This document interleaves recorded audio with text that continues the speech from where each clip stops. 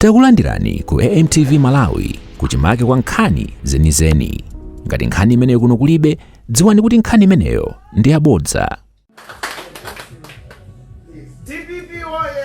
Oye! Professor Peter Mutharika oye! Oye! DPP Chair UK oye! Oye! DPP Executive UK oye! Oye!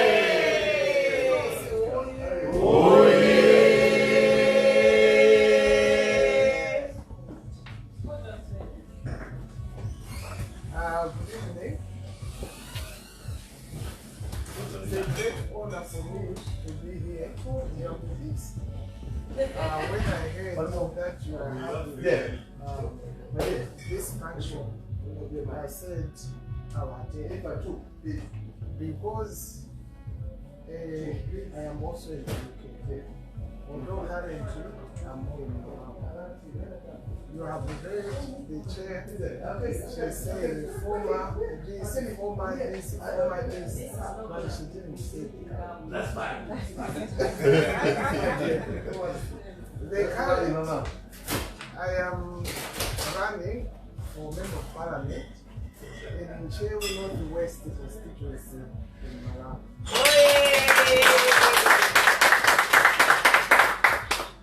We had the primaries. I did not do well, and but there was a complaint. I believe it will be sorted out soon. I'm here not for a long time. Sorry about that. Because I have to go back. The month of June is very important. It's because it's the time we collect nomination papers and also presentation of nomination papers. I am really encouraged meeting all of you, and in particular, when the introductions were going on, there are people who are, I would call veterans, because they have been here for a long time. You know, such consistency is very, very important. I worked in a government. I was a youth professor. I remember when it came to voting, all the time I prayed to the Lord, who should I vote for? But I retired in 2020, and last year I joined the DPP. Why did I join the DPP? I joined the DPP because of what DPP stands for. And also,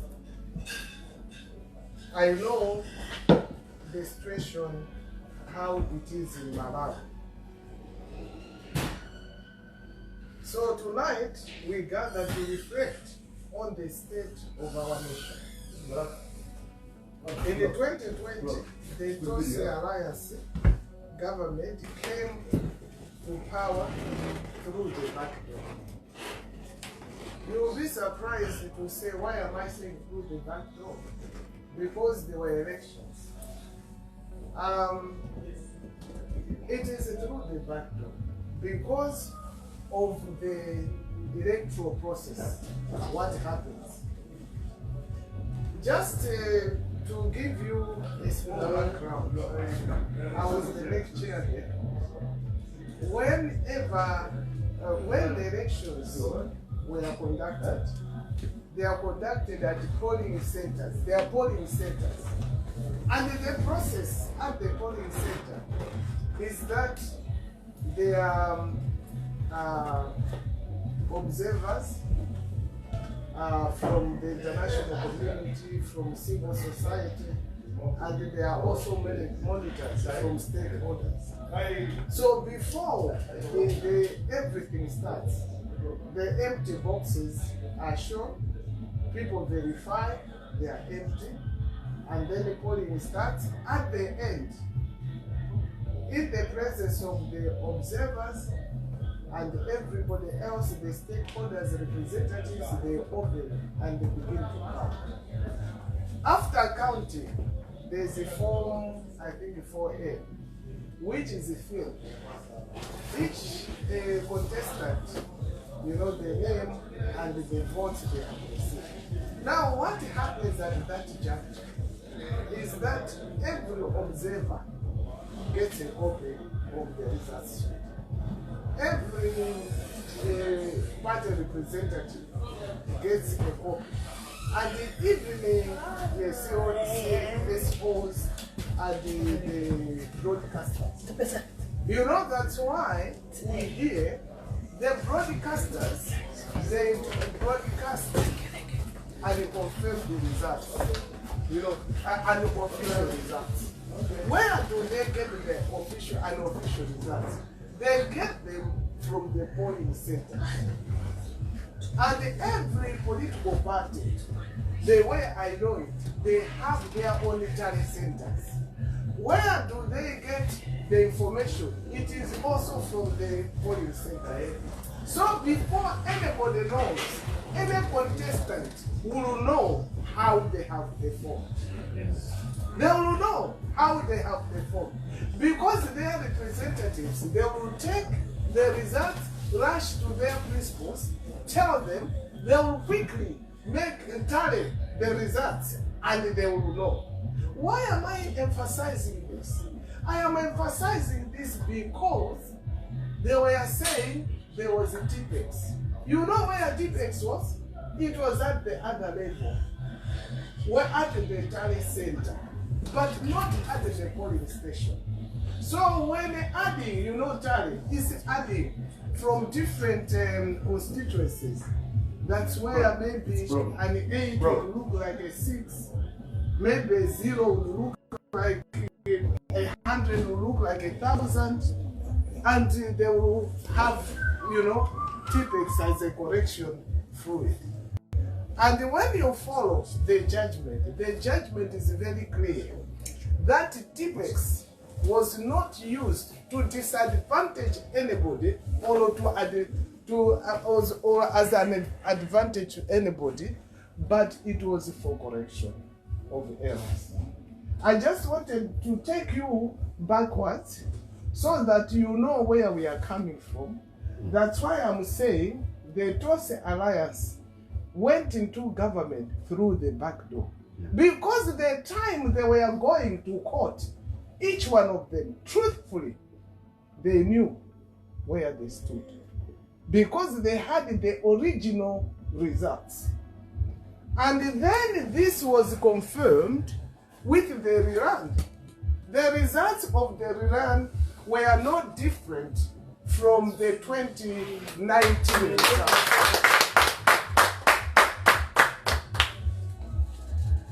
So, when the Tose Alliance government went into government, it brought in a lot of expectations through the big promises that they gave to the people. I believe some of them, they were flowery promises, which I believe even the makers of those promises, they did not have faith that they will realize whatever they were saying. You know, they promised that Malawians will be eating 3 times a day. They promised that they will create 1 million jobs. You know, there's an organization here, I've forgotten the organization. They do promise we will create jobs and so forth. But when the government goes to engage, you know, the business people, they talk to them to see how best they can create jobs. And one of the ways they create jobs here is to fund certain activities in Africa. Yeah. So they will justify using the UK taxpayers' money to use in Africa, because they want to create jobs. You know, when I was doing my PhD at Nottingham University, next to me there was a friend of mine. She was also doing her PhD. Do you know, the British government gave us some money for the rule of law. And she was employed as the boss running that that project. And when you look closely at those projects, you find out that money do not move from the UK. It remains here, a large bit of it. Anyway, I am just talking about creating jobs. So these promises were made without any knowledge at all how the million jobs will be made. And other promises that fertilizer will be more affordable. I'm using the word more affordable because it was affordable for the first time. And for fuel, ngambwi. I've just come from Malawi. You know, people sleep at the filling station for days. But as we stand today, the reality of all those promises, the reality of ever Malawians going to Canaan, it is far from being achieved. We are still, maybe not even in the wilderness, we are still in Egypt. And if we had moved to go to Mount Horeb, it would have been something else. We would have said our journey has started. But we are still in Egypt, and even more.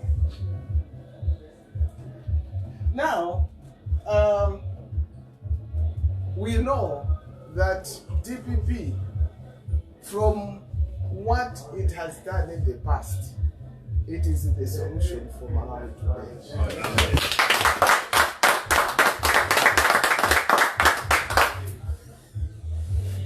Under the DPP leadership of Dr. Bingu Mutarika, we know Chitsulo Chanjanji, may his soul rest in peace. Amen. And also under the leadership of APM Adadi, we have proven leadership. And this proven leadership must take the reins of Malawi again. Amen. Yes. Why? Because the TPP knows what it takes to drive Malawi in the right direction. I remember when the APM came to power, Malawi could not even afford to send delegates to attend the SADC meetings. There was one meeting, they wanted a particular minister, they called, we want a minister of trade. They could not go because the coffers were empty. But under the leadership of APA, we saw how things improved, how things became better for the whole Malawi. So, as I said that I joined DPP. Why did I join DPP? I looked at what DPP stands for: development, security, and justice. I saw that development is very, very important. Why? We hear of the human rights in Malawi, that we have the Bill of Rights in our constitution. Yes, we have the right to vote. We have the right to join any party. We have freedom of speech and everything else. But there's one particular right that we don't talk about. That right is in section 30 of the Malawi Constitution. It is the right to development. That each and every Malawian, each and every community, organization, they have a right to development. So when DPP, puts as one of its cornerstones to be development, it is actually saying DPP wants to ensure the promotion and the realization of the right to development. And then it has a security. Without a security, we cannot develop. This year, I cannot say it's just because of hunger, but crops have been stolen from the gardens in a way that it has never happened. I cultivated 4 acres of cassava. They stole the whole 4 acres, and including the sticks to sell. No, to replant. Now to get the cuttings. Cassava. Yes. Yeah. You need to buy those these days. Yes. And then I have maize. Do you know how they store the maize? Somebody had the audacity to go to the maize garden, get the maize cobs, sit down, open them up, and then shell the maize and leave the maize cobs in the garden. Which time? Wow. And this just tells us how bad things are in Malawi. People are desperate. And in their desperation, they have become even cruel. Oh, yeah. Someone went to another garden with his truck, they stole everything, and they left a bag of fertilizer and a bag of maize. For the next one. For the next season. I'll come again.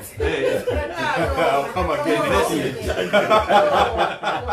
This is how far the Tonse Alliance government has brought Malawians to.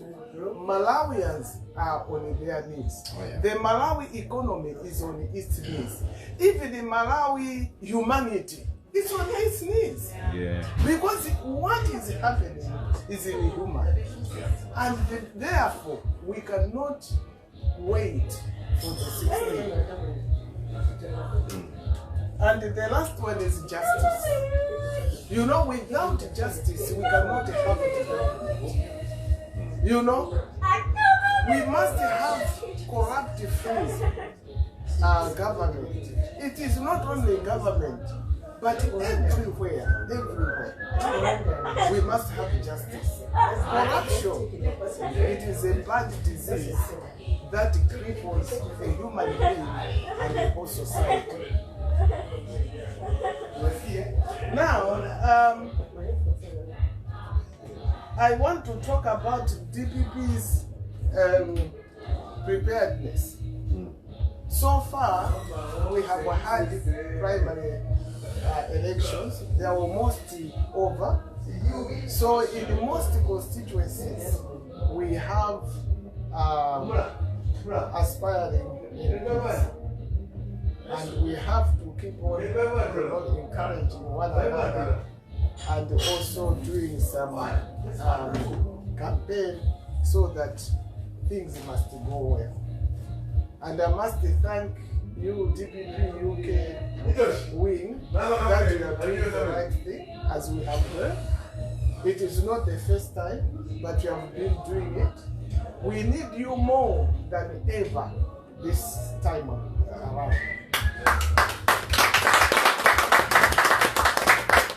Why? Because there are a few things that have changed. You know that the Tonse Alliance made things difficult for DPP. And in particular, even the ABM's account to date, it remains frozen. Wow. It remains frozen. So we really need what you are raising here to help us. And also have the fleet of DPP's vehicles taken by the these are the issues that they make, officials difficult to travel around. But having said that, they encouraged that to be if we can say from the meetings that they are having, but what is also telling is the Afrobarometer results that are showing that DPP is having an upper hand. That said, on the other side, our friends, they have the money, and people can easily be swayed because of money and the promises. You see, when the people are desperate, they can be abused, they can be exploited for the benefit of the exploiters. So what you are doing tonight, it is not a small thing. It is very, very important. Let me just talk a bit about Smartmatic. The Smartmatic election system. It is a system that is built for electronic voting. However, this system and this executive have been sued for malpractices in the US, in 2020 in the Philippines, in Venezuela, and maybe as a system it is okay, but it can easily be manipulated by the human beings that have wanted to manipulate it. First and foremost, the system lacks transparency. Electoral holders can't easily follow and understand the processes. So it must be only experts. But if the system is easy, we know now we have got smartphones. With the smartphones, even someone who is not so learned, they are able to use it. So the electoral system must be one that is transparent and that can easily be followed. Number two, the system uses servers that are positioned outside Malawi, not in Malawi. This is prone to manipulation, as Mec is not in full control of the results management process. Now, Mec is saying, before they bought these machines, they consulted the stakeholders. Yes, maybe that happened. And they got a nod from the stakeholders. But then, how many times as human beings we have embarked on doing something? When you begin to run with it, you see that, no, there are these negatives. You apply brakes and you stop and you say, maybe I will look elsewhere. The fact that stakeholders were told, it is not something that Mec should stand on and say, why didn't you say that time? It was being introduced to them. Did Mec, in introducing Smartmatic electronic voting, did they tell them the negatives and the positives? Did they tell them where examples of where it has done well and where it has not done well? So the people nodded, not from knowledge, They did not know what they were dealing with. Maybe it was sugar coated, and everybody thought it was a good machine. It was a good process. When I was Mec Chair, I had the opportunity to attend one of the conferences where electronic voting was being discussed in Romania. And at the end, we concluded that we can never take the human being and the paper out of the system. This electronic voting must go hand in hand with ballot paper voting for verification and comparison. And Malawi, we are not so developed like America. I was in Washington many years ago, some years ago, when they were having elections. They vote by the machines. But at the same time, they have the paper ballots. So they will fill and put the paper ballot there, and they will go and vote. So that in case there's a query, they should be able to have the two. The same thing in DRC. They used electronic voting, but it was paper.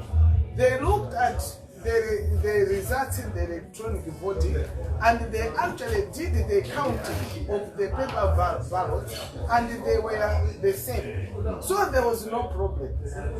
But we know that Smartmatic electronic voting system has failed miserably in Kenya in 2007.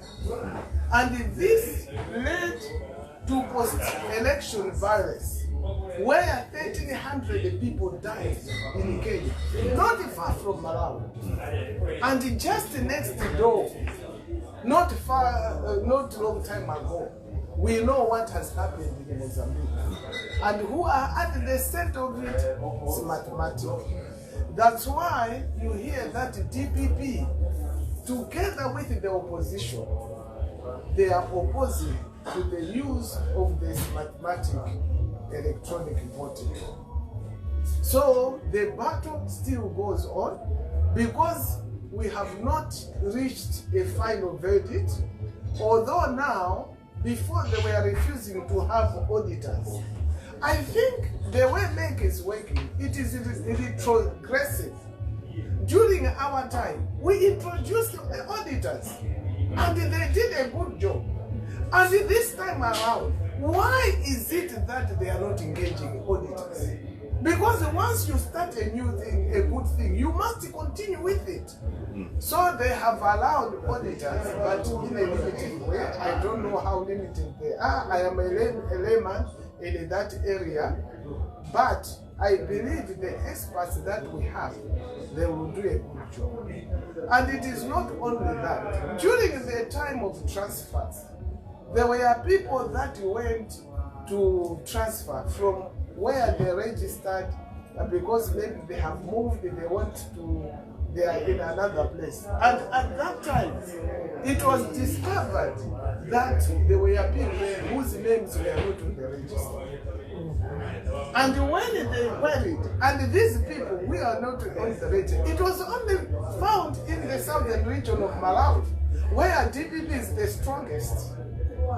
So I think in the end, maybe a Mec itself, they actually acknowledged, considered that there were about 1,000 or 2,000 names that were missing from the register. And that is a red flag that cannot be ignored by Mec or anybody at all. We want to have a fair election, so that those that people want to come and correct the mess that is there, they must come and correct the mess. So that's where we are with the Smartmatic. In conclusion, my fellow TPP UK members here, this is the time to take responsibility of Malawi's future. by holding your leaders accountable and help to build strong institutions that will serve the people of Malawi. Let us harness our education and energy to serve our communities. You know, Malawi is an agricultural country. We have been surviving on agriculture. But the past few years, it has been difficult because tobacco is actually not encouraged everywhere in the world. So the tobacco industry has suffered a nosedive. And we thank the Lord for His mercies endures forever. Malawi, there are minerals that have been discovered. And in fact, if you Google on YouTube, the richest family in Malawi, you will know who is the richest family.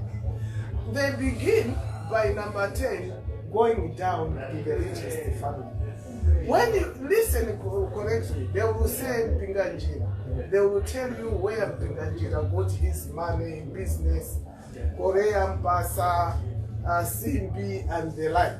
But the richest family, they say it is agriculture and mining. I don't know whether you have seen that YouTube. It's agriculture and mining, which means the mines are there. There's gold in Malawi. There are precious stones in Malawi. And they have already started exploiting them. We really need a government that has got the plight of the people at his heart. We thank the Lord that in Malawi, when the people go into government, there is a law that requires everybody to declare their assets. They declare their assets.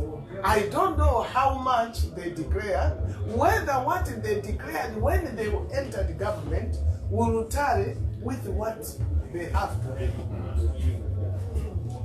So that is where we are. So I'll thank you once again that it is good that we in the UK, we are fundraising so that we can take the reins of Malawi. Maybe before I sit down, when I was at Mec, we looked at ways of including those in the diaspora in elections. I was thinking that maybe that would have been taken a step further because we discussed it, the records are there.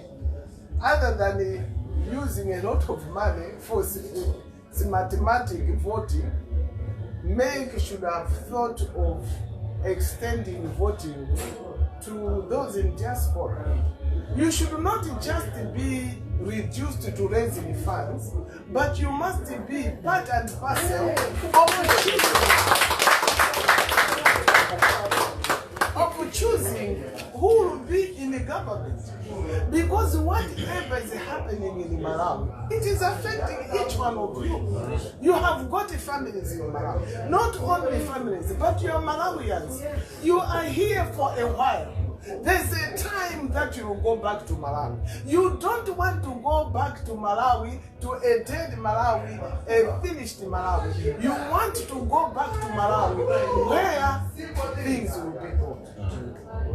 So, I encourage you that please continue with what you are doing. You have already encouraged me that you are people that are decisive and consistent.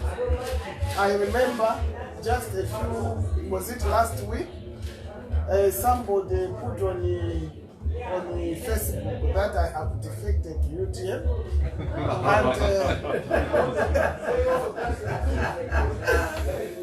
And I just said in a simple word that when I jump in a boat, I float with it or I drown with it. Because I would jump in a boat out of conviction. I will see where is this boat heading to. Is it going to make it? Will it carry my weight? Will I be able to talk to people and interact with the people in this boat? And having sat down to make that decision, I will float with it. I will sink with it. And I just want us to be encouraged with my interaction with the late people and also APM.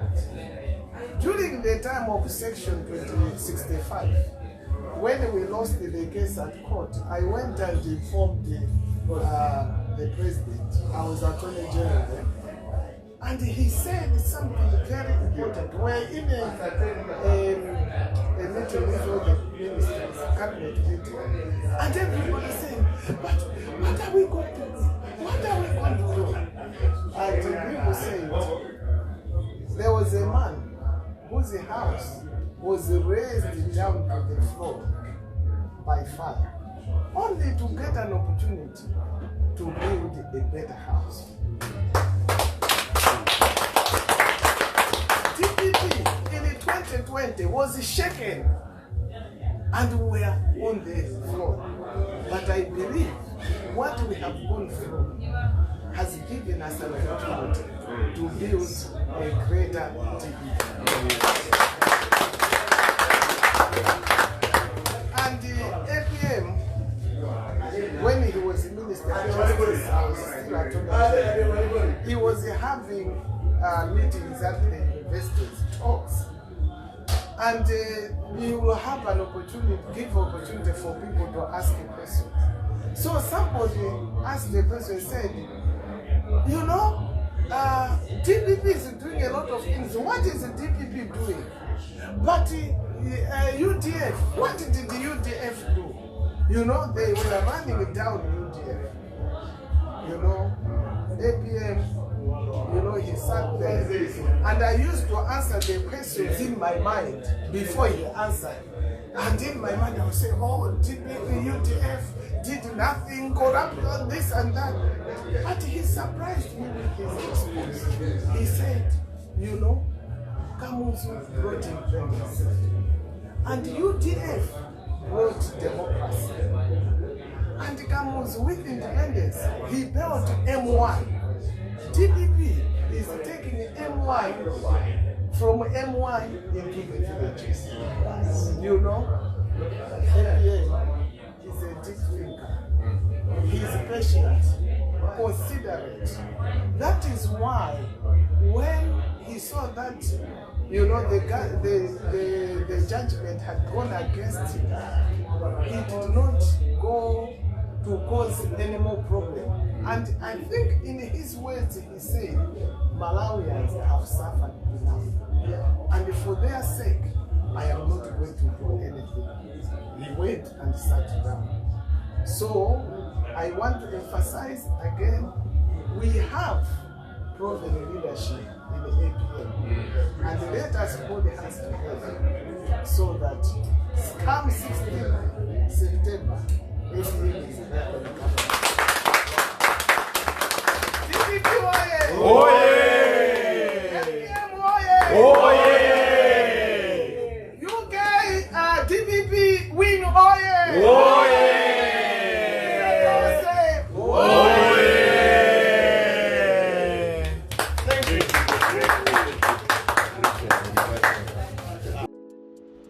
Osaiwala kupanga subscribe ku channel ya AMTV Malawi.